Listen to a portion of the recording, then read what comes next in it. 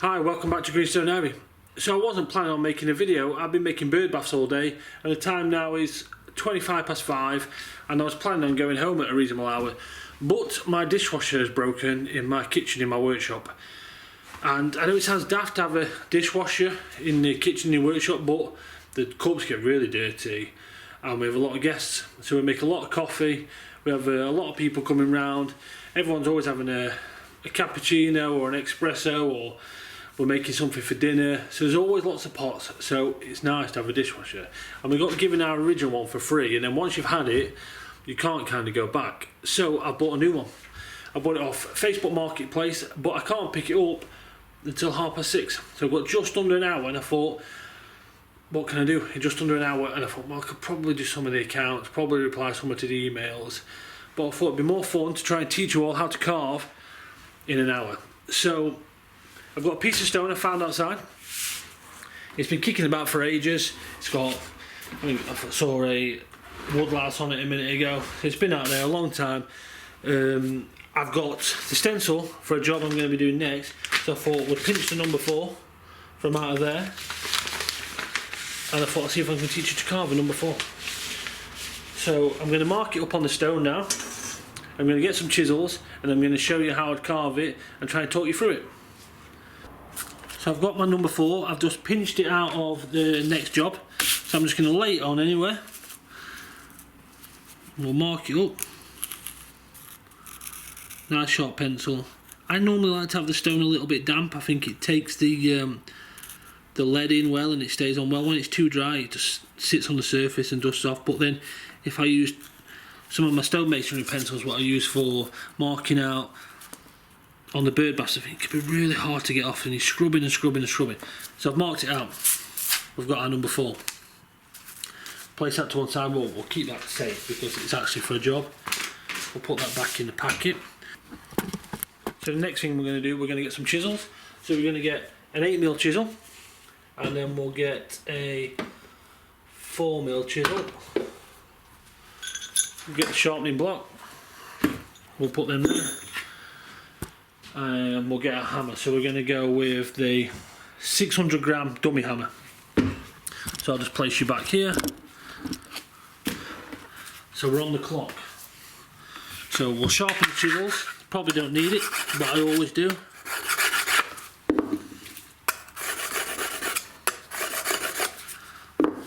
So we've selected the chisels, we've sharpened the chisels, we've got the hammer ready. Safety specs. We are on the clock, let's see what we can do. So first thing we're going to do, I'm just going to go around the outside. I'm holding the hammer halfway down the shaft so I can get a decent swing. If I want to hit it harder, hold it at the bottom, really give it some. If you want to light the tap, hold it on the top and just tap away. So you've got lots of control on there. The chisel I'm holding like a pencil. These are a lot wider. I used to use a pencil chisel, so they were really slim on the shaft. I did like them, but these ones you just grab hold of them a little bit better. The gloves help you get a good grip on them as well. So you're steadying it with your thumb. You've got a good grip on there, you put it where you want to, slightly angled, and you're just giving it a tap. So we're going to go all the way around the outside, all the pencil marks. One other tip I will give you, a Lazy Susan. It's perfect. It's a Lazy Susan. This one actually came, a friend of mine picked this up from a charity shop because they knew I used them. I think he paid 50p for it, and that was probably 4 years ago. And I don't know if you've seen on some of the other videos, but we've had a lot of weight on it. A lot of weight. Perfect. Really are good. There I just use the corner of the 8mm chisel just to roll around that corner of the number 4 at the bottom on this font.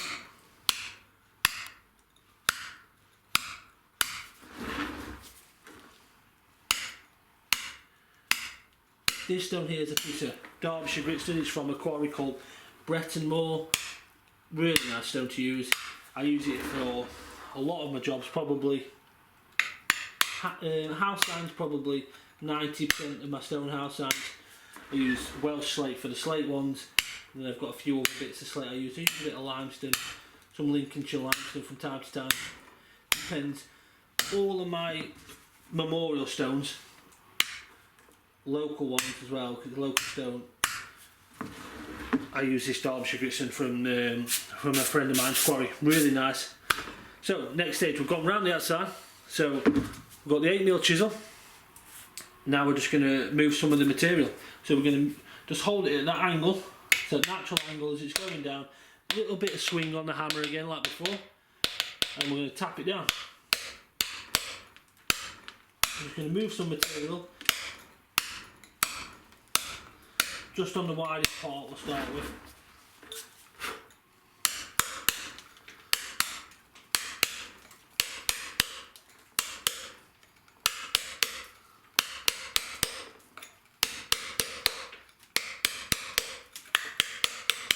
Again, on the 8mm, as I get to the bottom, I'm just rolling it around the corner.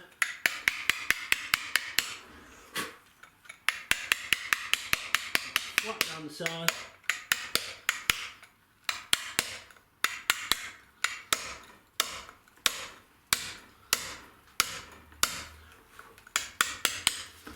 So that's some of the bolt move there. What I'm going to do, I'm just going to get my brush it off. I'll just bring you a bit closer as I'm going to go around here so you can see.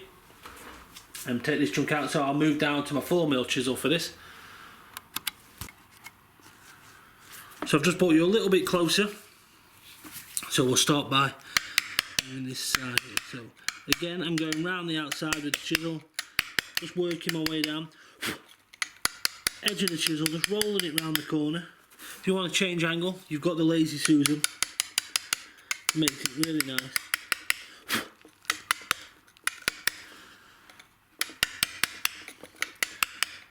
It seems strange to be talking because I'm normally listening to a podcast as I'm carving. So, same angle again, I'm just holding that angle down, that chisel, and just working my way through what feels natural. We want to get it nice and deep, so if it's not painted, the shadow marks in there will make it stand out. If it is painted, you get a lot better look with it all nice and deep. I quite often say to my customers, the depth of they ask what depth the lettering will be. I always tell them it'll be nice and deep, but it all depends on the size of the letter. So the letters determine it. If you try and go too deep with small letters, you're just going to ruin the overall look of it. You've got to have that V shape of the carving. That's how that's the best look you're going to go for. If you're just trying to force a depth in there, all of a sudden you're going to start looking like it's something what's been done on a CNC machine, and that's not the look we're going for. So we've cleaned that up. We're just going to put a little bit in there, and then we'll do the same all the way around here.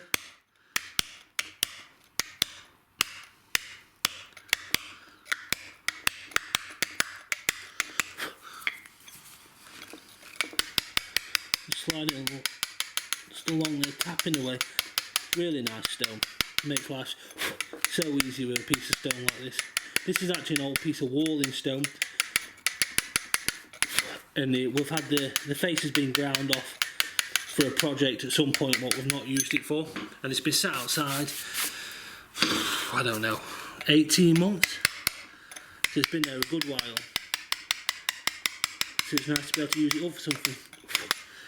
So I'm just going to go hold that angle again on that chisel, just running it all the way down, tapping again, changing the distance on the hammer as I'm holding it. So sometimes I've got it right at the top, and sometimes I've got it at the bottom. Not so much on this bit, but when we were doing the shifting the more bulky stuff.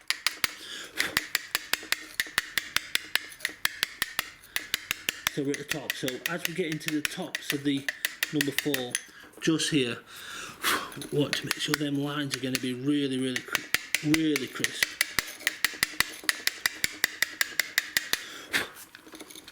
And we'll put that line in there. So we're going to aim for a point on here. So that natural point's going to form as we're carving the V. I'm just going to move you around again. So I've just moved your position again, see if you can get a better angle. So, like I was saying, this point here, as we're working our way through, keeping all the lines straight and holding the angle of the chisel, tapping through, working up to them pencil lines. We want to be just going into the pencil lines. So we're just taking the edge of the pencil off. The pencil lines are what? A mil and a half thick. So we just want to be going into them. So we're taking half of it away consistently all the way through. Just neaten that corner up there. I can tell you about one of the ideas I've got for another video while we're doing this. I'm thinking about carving a video in the coming weeks of swapping, obviously I'm using my chisels here, my hammer, and all the stuff I use every day as a working workshop, and I was thinking maybe it'd be nice to swap them out for a job and see stuff from around the house, so maybe an old woodworking chisel and then maybe a claw hammer or a little lump hammer you'd have in, some stuff you'd have kicking around the house as a standard toolbox so you can make your own house hand. And then we'll take a trip to the garden centre, we'll buy a piece of stone, we'll bring it back, we'll make a stencil up together, and then we'll carve it. And then I was thinking painting wise, which will be optional, you know, what paint would work in. Acrylic paints work outside okay, and my daughter's got loads of acrylic paint, so we'll rob some of them from my daughter. So I'm just back onto the bigger bit of the form now, back onto the 8mm chisel, giving it harder taps, swinging the hammer slightly harder as we go through.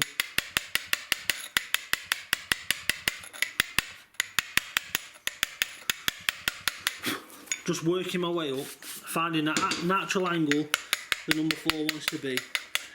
And the good thing about number 4, you've got different depths, so it's nice and wide here. And it slims down, so it's stepping up, which is really nice. So you can see your depth change there, which is always makes a lovely letter. I always say number 5 is my favourite number to carve, but number 4 actually could be close second. To be honest with you, I like carving everything, unless they're really small. I did a job a few years ago where I carved about 200 letters, what were all 6mm with a 3mm chisel. It was difficult, but we got there. It was a poem.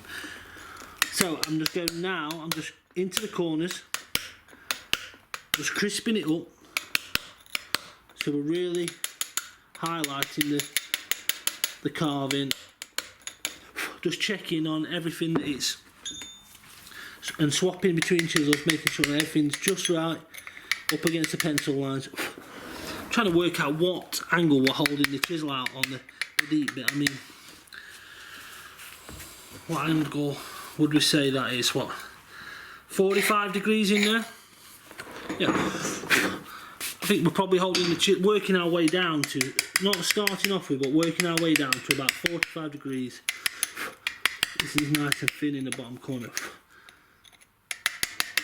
That rolls around.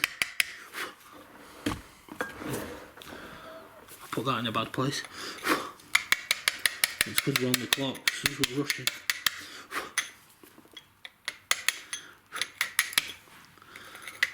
So that's all done, that bit's done.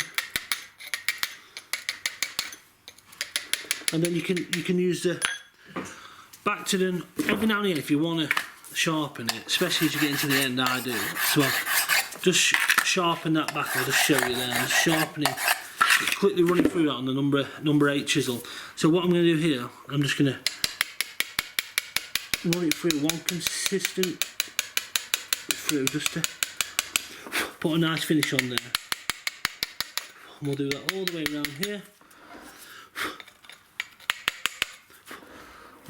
So this bit here just needs a little bit of work.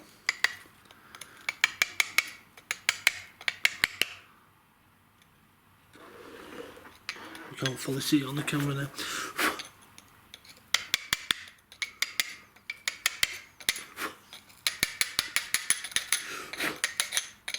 See, this bit here is probably more than 45 degrees. Should probably measure it. I'm intrigued to see what they are now. Until I started filming it, I suppose it didn't really matter. It was, well, it mattered. It just, it was just in my brain. It was that was the depth. How it was. I never had to tell anyone what the angle was before. Just gonna nip and get my 3mm chisel just for this little bit here. So as I was telling you about the thin pencil ones, that's really thin. It's at one point I would use nothing different to them, but you just get comfortable with things. But then this actually sent me the wrong one by accident once, and I started using it, and then now I have a whole selection of chisels. I think I have a problem with buying chisels and hammers. I have a lot of hammers and a lot of chisels.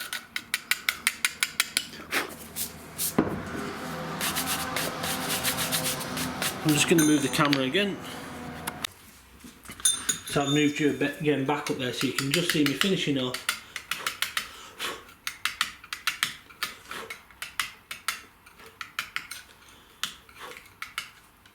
So just, I'm happy there. So normally what I do now, I scrub this down with a brush, wash it all, let it all dry, and then we give it a lick of paint. But that was just a simple little way of me using up an hour showing you how to carve. So we're all finished up. A simple number 4. I hope I've managed to teach you something there.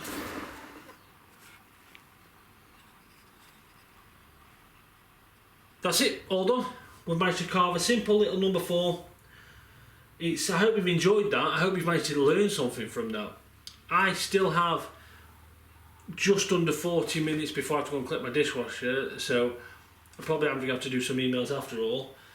But it'd be nice to have the dishwasher back in the workshop. It's been weird with it broken. Maybe I'll do a video on how to load the dishwasher. Actually, no, my wife would be furious if I did that. Anyway, back to the carving. Yeah, I hope I managed to teach you something. I'm going to be doing more videos in the future of showing you how to carve and doing different things, as well as the ones for my customers and the product walk around ones. So don't forget to hit the subscribe button and you'll see all our up and coming videos. And I'll see you next time.